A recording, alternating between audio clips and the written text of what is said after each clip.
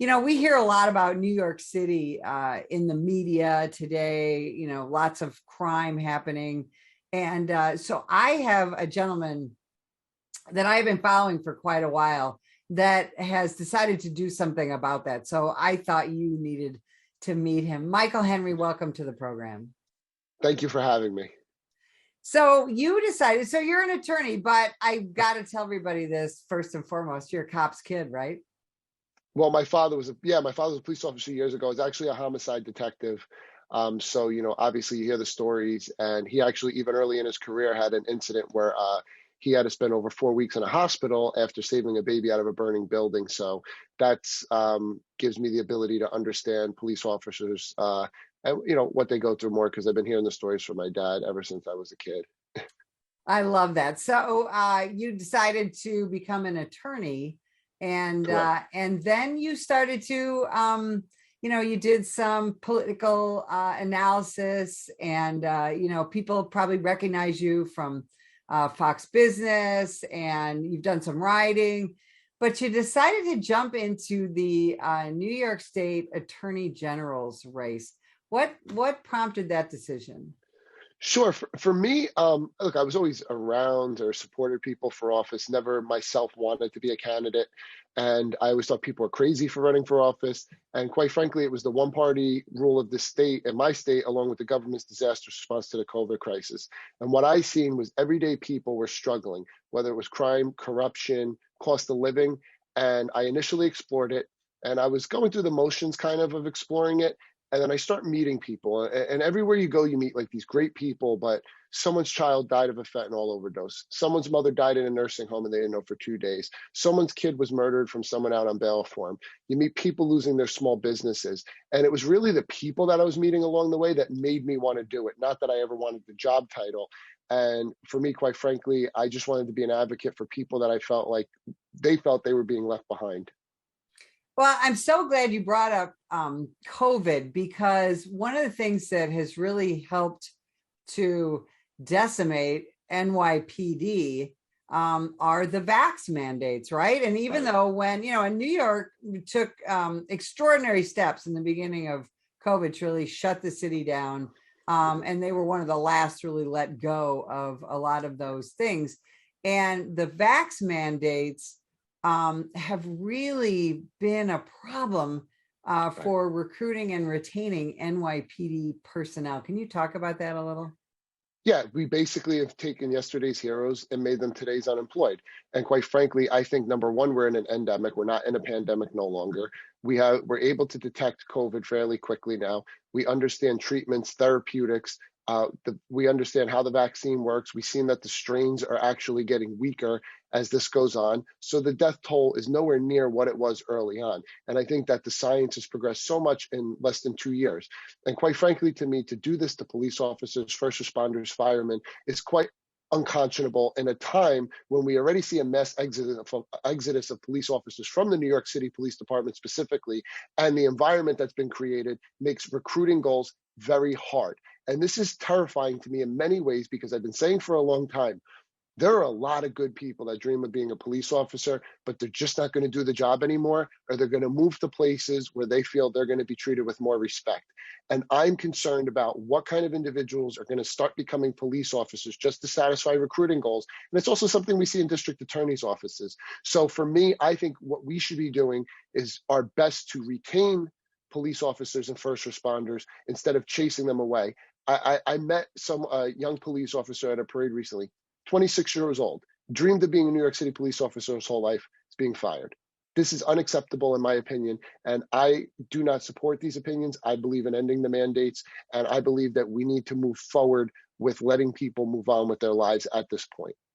I just want people to know, and I want you to talk about the entire state of New York, because everybody hears about New York City, but New York State is one of the most beautiful places Right. in this country, and it's not all crime and mayhem like we see on Mhm. the news.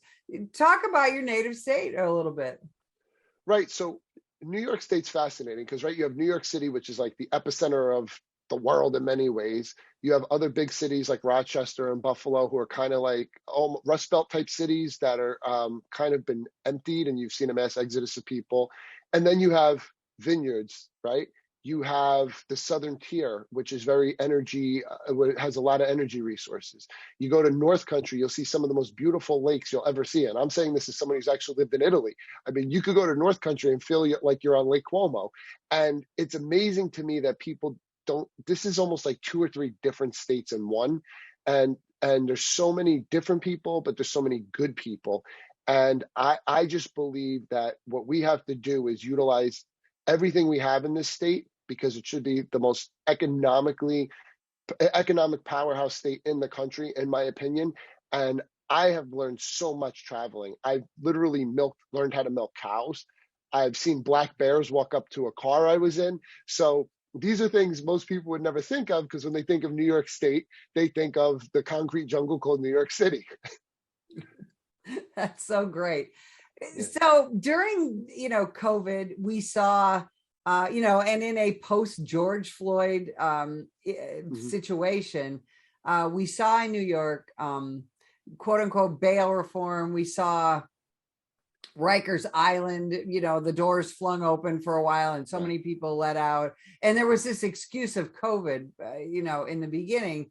And then it just got to the point where, we're just not going to hold people over for trial when they commit a crime. And so now, and again, especially in New York, now we see people who commit violent crimes. They're let out and are back to the place where they committed the violent crime before the cop can even finish the police report.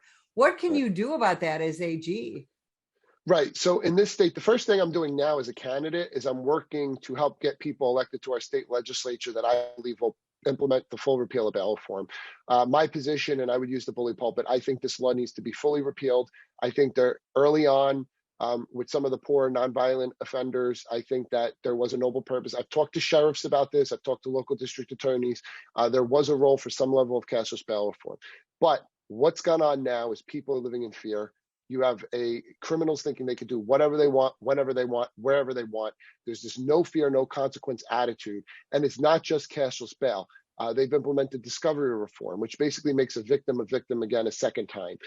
You have the parole board in our state out of control. They're releasing cop killers, sex offenders, people who've murdered multiple people. And what I would do is work to build the relationships back up between the community and the police. I think the elected officials in the state have divided people, and that needs to stop. No matter what community I go into, people want their police officers. Secondly, I would work in conjunction with local district attorneys to make sure they have the resources they need. Now, I'm not under the illusion that the Manhattan district attorney and some of the other district attorneys that are a little more on the left side of this are going to want to work with me, but I'm willing to work with anyone. The last thing I would do, or one other thing I would do, is work with the state legislature to write program bills to try and implement good public policy in place. Because like I said, I do think there is a role for trying to reform nonviolent people who have drug issues, veterans suffering from PTSD. We want to get them out of the system. But we also want to make sure the most violent among us are in jail. And I could tell you, if you look in New York City, they always talk about, illegal firearms. They're not even prosecuting illegal firearms cases to the full extent of the law. They're lowering the charges. In some cases, they dismiss them. There was actually a story how someone got their illegal gun back and then used it again because they never filed a warrant to keep the gun. So we have to stop this mentality of blaming objects and start blaming the perpetrators. And I think that people are ready for that again. I think people have tasted what this looks like. And I think that we need to work to clean this up. And we're only a few good decisions away from turning this thing around. We've done it before. We've seen it before. And I think that we just have to all stand up for what's right. Let people know that we're going to defend them and make them feel safe again, because people are scared and they shouldn't be. And it's not just New York City. Rochester last year, 38.5% out of every 100,000 residents was murdered, one of the highest murder rates in the country. And what I try to tell people, this is not just a New York City, this is not just a Buffalo, this is not just a Rochester issue. Crime starts in the cities, goes to the suburbs, and then the next thing you know, it's hitting the rural communities. So we're all in this together, I tell people, and we know it needs to be done. We just have to do it. So your opponent, Letitia James, she said some really disparaging things about New York law enforcement. There's no other way to say that. Right. You know, what are you going to do again statewide to help support Mhm. law enforcement so that cities like New York and Buffalo and Rochester, and of course, you know, Albany and the State Patrol, how can they start bringing back people who Mhm. want to become police officers again? I wouldn't spew anti-police rhetoric. I wouldn't hold on to police reports that wind up clearing police officers for political reasons. I wouldn't, when there's riots in the streets in 2020, and my ticket mate, who's our lieutenant governor candidate, has a kitchen cabinet thrown on her head and gets a spinal injury, I wouldn't be suing the NYPD and police officers like my ticket mate, who's a hero. I would be suing or investigating who is actually behind these organized riots, because many, almost my friend who's a DA in Brooklyn told me over 80% of their arrests were from out of state. So there's clearly was something going on there that needed to be investigated. I also wouldn't support a de-escalation bill that makes it nearly impossible for a police officer to use physical force during an arrest, because my concern is if you have law enforcement and first responders wasting critical seconds overthinking because they're worried about someone coming for their badge and their pension on political purposes, you are going to cost both the police officers and potentially the people they're trying to help their lives. And I think that what she has done is created an anti-police environment. I've even read she wants to go as far to say that like police officers shouldn't be able to carry weapons off duty. And quite frankly, I think that every police officer, good police officer, believes in police accountability. But, you know, with the way technology is nowadays, the way surveillance is nowadays, the way that, you know, there's been so many reforms, like bad police officers are a very small portion of the police departments nowadays. And we have to accept that, you know, things are going to happen.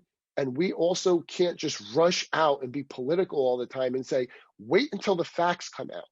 Because we see all these instances. Look, we see instances where police officers act very wrong. And then we see instances where police officers are accused, slogans go nationally, and then it turns out the police officer gets cleared. And this has to stop. There needs to be maturity and there needs to be leadership in place that's going to stop with the political rhetoric and start going by the facts and keeping calm when these things happen and showing true leadership instead of just going with, you know, what panders to a political base. Because this isn't a Republican or a Democrat issue. This is an issue of public safety, and that transcends party affiliation. Well, and it absolutely does. You know, people who don't feel safe aren't free, Mhm. and you know, people who are crime victims don't give a damn about politics. They just Right. want their day in court. They want the right or the wrong to be righted, and I really believe we're losing sight of that. And quite frankly, I believe your opponent has already lost sight of that. And I'm so glad you're talking about these issues now. Right. One of your specialties is something that's near and dear to my heart as a resident of Southern Arizona, and that is illegal immigration. So there's lots of Right. talk in the media now that the southern border governors are busing illegal immigrants to areas like New York State. Right. Talk about that and talk about how we can fix the immigration problem that we have in the United States. Right. Well, first, the immigration law in the United States is governed by the DOJ, right? The immigration courts are under the Executive Office of Immigration Review. So typically, immigration law is governed by who your president is and then who they appoint to be the head of the DOJ. So, like the Attorney General's office. Um, I will tell you, I travel New York State, and even in the most rural areas, we have a very bad drug crisis, very bad drug crisis. And I've been to counties that are sparsely populated, and they tell me that children are overdosing in these counties on drugs. And I think the environment that we've created, where there's been a breakdown between cooperation between state and federal authorities when it comes to these matters, I think that people in politics lie to the police. Oh, ICE is kicking in people's doors and removing these people. No, they're targeting criminals. And as long as the border is insecure, we are going to have a drug crisis in this state. We're going to have a drug crisis in this country. We also need to know who is coming into the country, because I will tell you my experience. I've done asylum work for people that were persecuted for religious purposes, mainly in China. And look, there's a bad trafficking problem. And I don't believe if a young girl is in the country illegally, she should then be subjected to being sex trafficked, drug trafficked, forced into prostitution. Okay. We need to create an environment where this stuff is not tolerated. And I think that the media and the general public doesn't want to believe things are going on that are going on. I've spoken to people that were very high in ICE. Okay. They tell me the reason they're so strong on border security is because they've seen young girls, 12 years old, 8 years old, very young ages, that were raped for days on end on their journey to the border. They see little bodies of boys dead on the border. This is something where people are dying. We don't know who's coming here. And quite frankly, we also don't know why they're coming here. People are being used as drug mules. People are being used as objects of traffic. And this is why I've always had this position. These are human beings at the end of the day. We don't want to see people being victimized. And I think that us having this laissez-faire attitude about this whole issue creates more victims. And I am somebody that thinks one victim is one victim too many. That's why I've always had this issue when it came to border security. And we are also killing a generation of our own children because of a drug crisis that could be stopped if we took our border serious.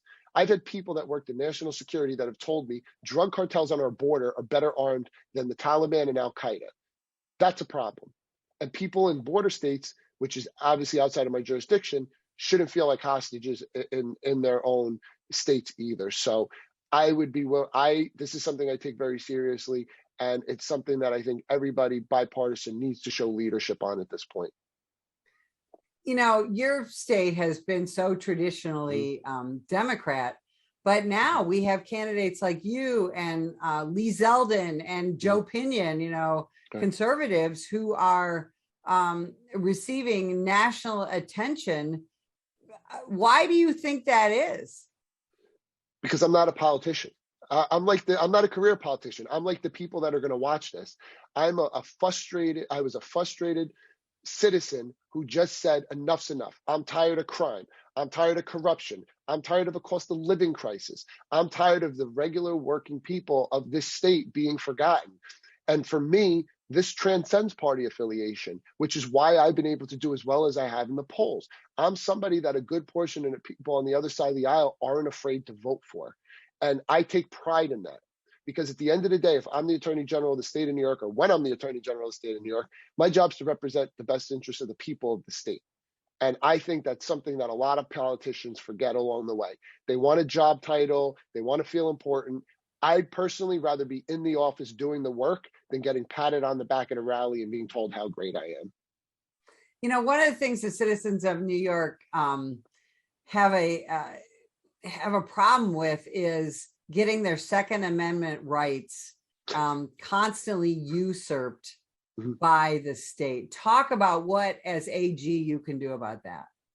Right. Well, look, we had one case that obviously just went to the Supreme Court. It went in the favor of the plaintiffs.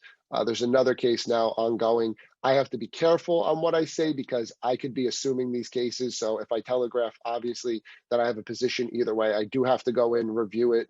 I will be the lawyer of the state. What I will say is New York is a very diverse state, and you have portions of this state where people have a 15-minute response time for law enforcement. You have portions of this state where people live off the land. You have portions of this state where people have animals that can do a lot of harm to them coming onto their property. And I think that the problem that people on the other side of the aisle have made is their preference is to blame an object instead of a perpetrator. If you keep all the bad guys in jail and you get rid of all the illegal weapons, I mean, this is a way to get rid of this. The other thing there's two other things we don't talk about.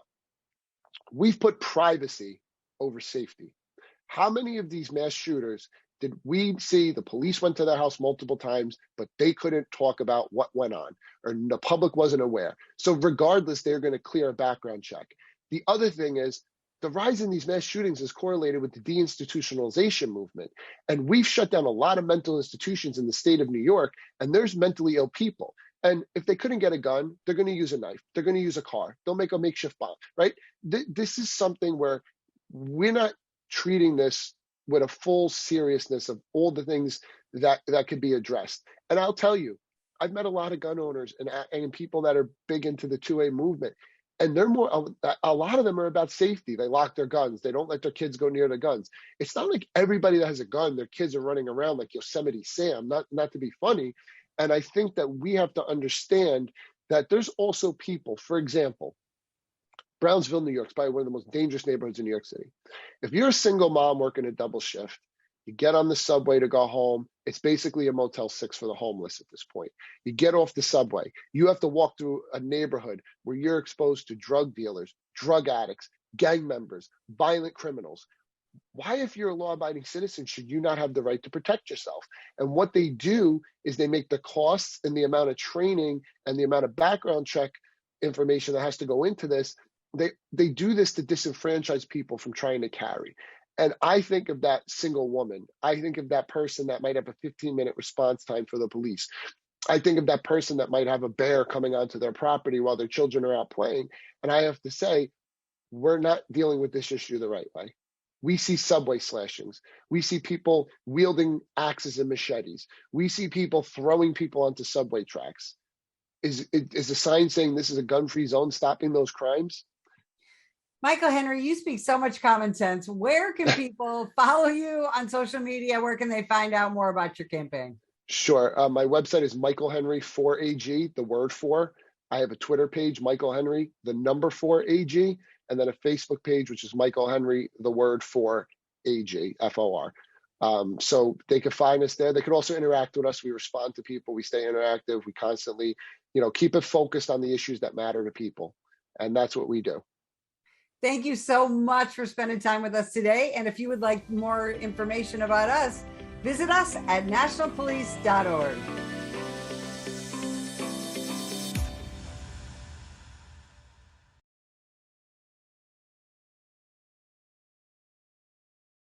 Sam, put the gun down!